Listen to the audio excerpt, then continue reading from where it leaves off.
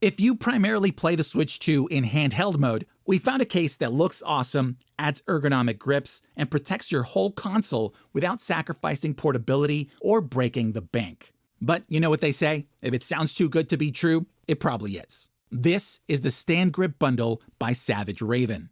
Now let's see if it actually delivers.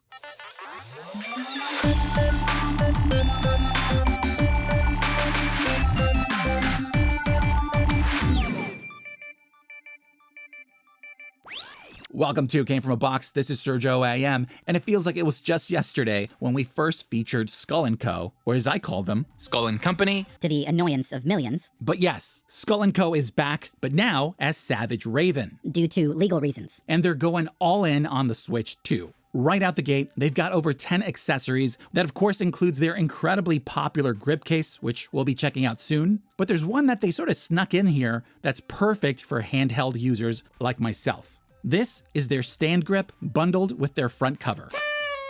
Not the most exciting name, but it's awesome.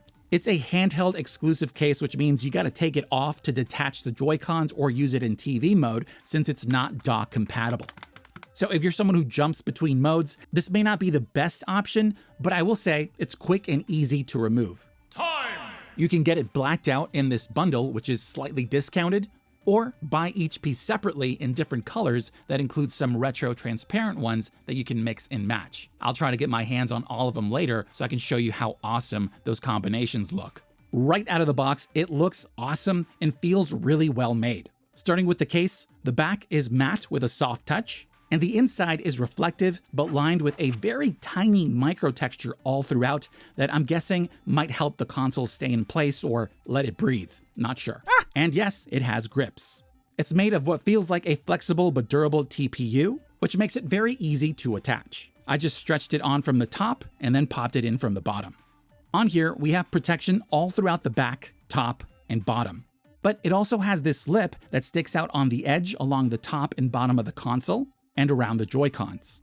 The shoulder and trigger buttons are completely cut out, which I prefer. Back then, they had this piece along the front, which will get in the way of the shoulder button, but now we have full access.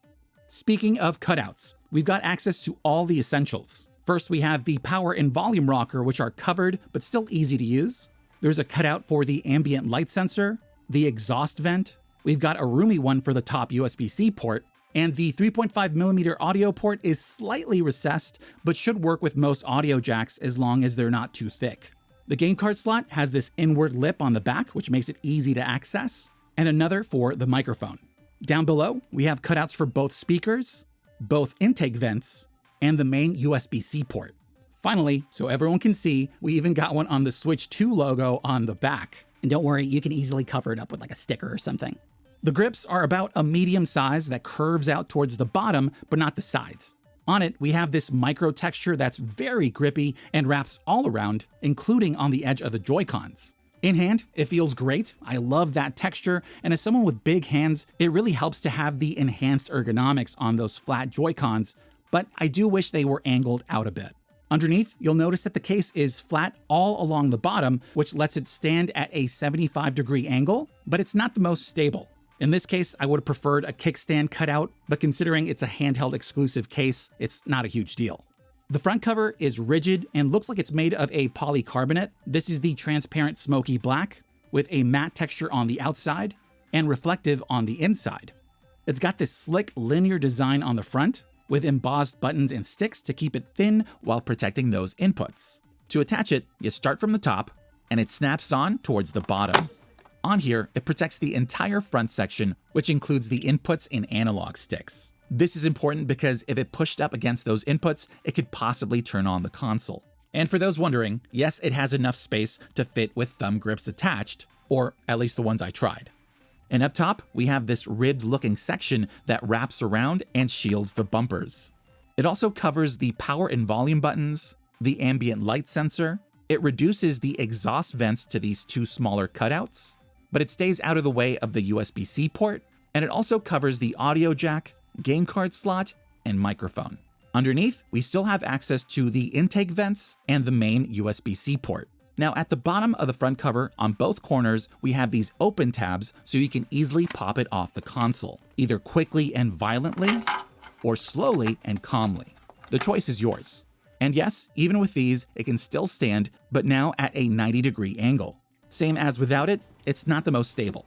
Regardless, now we have protection all around in this slim design that's perfect to throw in your bag and take on the go. Bye-bye. So if, like myself, you play the Switch 2 mostly in handheld mode, this is a no-brainer. Considering the materials, its design, the grips, the protection, all at a budget price. Speaking of which, I normally don't mention pricing because it changes all the time and it's different per country, but at least here in the States, you can get each piece separately, $17 for the StandGrip and $13 for the front cover, or you can get the blacked out bundle at a slight discount for just $25. Not sure if this is a launch discount, but all those features at this price just makes this a steal. And yeah, all that together makes this one of the best protective cases you can get. But let me know what you think. Love it? Hate it? Is there an alternative you think is better? Let me know down in the comments and let's talk. Also, if you're looking to pick one up and want to support us at the same time, please check out the affiliate links in the description below. Once again, this is Sergio AM. Thanks for liking and subscribing, and I'll see you for the next box. If you like this video and want to help us out, click that thumbs up button and leave a comment below so we can talk. Now, if you want to go further, subscribe and ding the bell to stay notified whenever we post a new video. You made it to the end, and I just want you to know that you are the reason we do what we do. This is Sergio AM, and I'll see you for the next box.